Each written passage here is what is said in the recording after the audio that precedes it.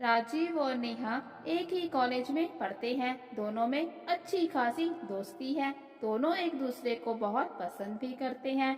आगे चलकर शादी भी करना चाहते हैं। राजीव जहाँ एक अमीर घराने का बेटा है, वहीं नेहा एक मध्य वर्गीय परिवार की बेटी है। और फिर कॉलेज खत्म होने के बाद राजीव नेहा को शादी के लिए प्रपोज करता है। तो नेहा कहती है, देखो राजीव, तुम तो जानते ही हो, तुम्हारे और मेरी फैमिली में बहुत फर्क है। तुम एक अमीर घर के बेटे हो, मैं एक गरीब घर की बेटी हूँ। क्या तुम्हारी फैमिली वाले मुझे अपनी बहू के रूप में अपना पाएंगे? तो राजीव कहता है, शायद नहीं, क्योंकि मेरे घर वाले हमेशा से ही रिश्तों से ज्यादा पैसे को इम्पोर्टेंस देते हैं और मुझे लगता है कि वो हमारी शादी के लिए नहीं मानेंगे। राजीव फिर आगे नेहा से कहता है, नेहा, मैं तुम्हारे बिना नहीं रह सकता। अगर मैं शादी करूँगा तो सिर्फ तुमसे, नहीं तो जिंदगी भर शादी नहीं करूँगा। राजीव कहता है कि हम मंदिर में जाकर शादी कर लेते हैं, फिर घर जाकर माँ को बता देंगे तो फिर वो कुछ भी नहीं बोल सकती। फिर राजीव जब नेहा को लेकर घर आता है तो उसकी माँ और बड़ी भाभी ये देखकर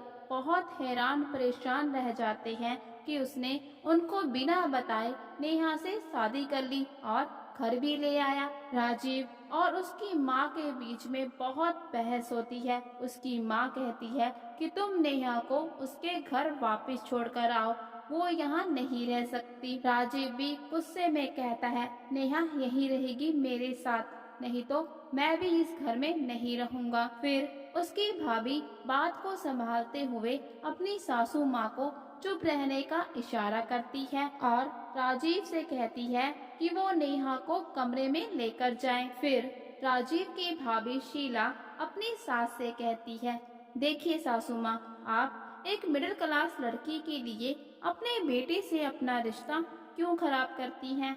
हम उस नेहा को इतना परेशान करेंगे कि वो खुद ये घर छोड़कर चली जाएगी और इस तरह से आपका रिश्ता आपके बेटे के साथ बिल्कुल भी खराब नहीं होगा और फिर बाद में हम अपनी पसंद की लड़की से उसकी शादी भी करवा देंगे। इस पर नेहा की सास बहुत खुश होती है। फिर अगले दिन नेहा सभी के लिए खाना बनाती है।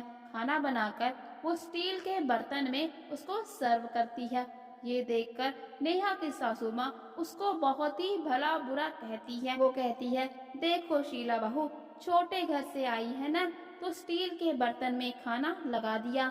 हमारे यहाँ तो स्टील के बर्तन में खाना सिर्फ नौकर खाते हैं। कहाँ मैंने चाइना से डाइनिंग सेट मंगवाया था। तो नेहा कहती है, सॉरी मम्मी जी, मैं अभी दूसरे बर्तन में खाना डालकर लाती हूँ। तो सासू माँ कहती है, रहने दो, मुझे नहीं खाना, और वो खाना नहीं खाती।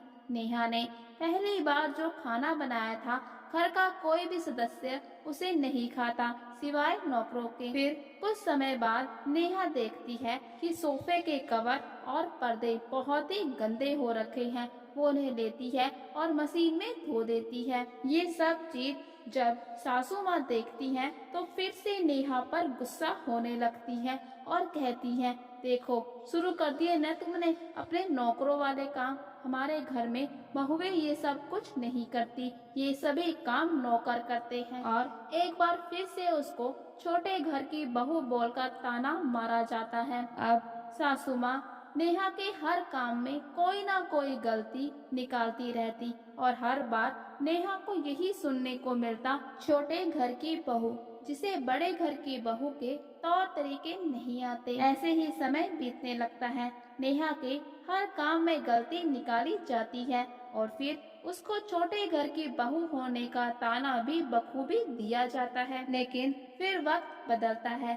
जिस घर में घर की लक्ष्मी का अपमान होता है, वहाँ लक्ष्मी भी ज्यादा दिन नहीं टिक पाती। राजीव के साथ भी ऐसा ही होता है। उसकी माँ की गलती की सजा उसे मिलती है और उसका सारा बिजनेस डूब जाता है। ये सब बातें जब नेहा और उसके परिवार को पता चलती है तो वो तुरंत वहाँ आ जाते हैं। नेहा के पिताजी राजीव को 5 लाख रुपए देते हैं और उसकी माँ अपने सारे जेवर राजीव को दे देती है और फिर नेहा भी खुद से ऑफिस जाती है, सब कुछ खुद चेक करती है। उसे पता चलता है कि ऑफिस का ही एक एम्प्लॉय राजीव के साथ फ्रॉड कर रहा है और फिर नेहा और राजीव मिलकर सब कुछ बहुत अच्छे से मैनेज करते हैं। जो भी लॉस हुआ था वो रिकवर हो जाता है और सब कुछ पहले जैसा हो जाता है। राजीव भी नेहा को थैंक यू कहता है, साथ में ये भी कहता है अगर तुमने मेरा साथ नहीं दिया होता